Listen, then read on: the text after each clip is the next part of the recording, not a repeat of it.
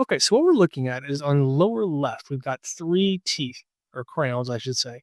The very front tooth of these three is a premolar. It's had a root canal, so that means the nerve is gone. So if you look down the internal aspect of this tooth, it's been replaced with the filling. It has a crown on top.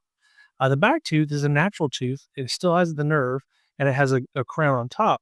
But something to notice here is if you see this darkness right here, you can tell that that's very different in appearance than back here. So that's a really big cavity. And so something we're really concerned about when we see a cavity of this size is it starting to encroach onto the nerve. You can see right there, that's where the nerve is.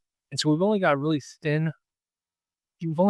thin area of healthy tooth structure protecting the nerve. Most likely, if we want to save this tooth, it was going to need to have the crown taken off, remove the decay, and a root canal because by the time we remove the decay, we're already starting to get into that nerve chamber.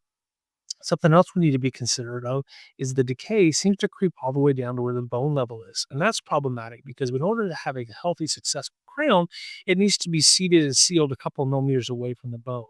So that tooth is going to need a lot of work if we want to save it. My guess is something similar happened on a tooth that was here. So what you've got here is this tooth was lost, and so this big metal, bright white, um, this big bright white essentially screw is what you're looking at is an implant. It's a dental implant.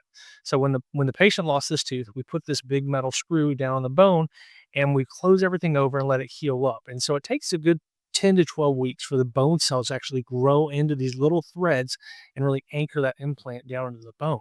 But once it's anchored in the bone, we can go back and we can make a little incision in the tissue. And I don't know, it's kind of faint. I don't know if you can see there's a little screw right here. It comes all the way in and bonds this piece and attaches it.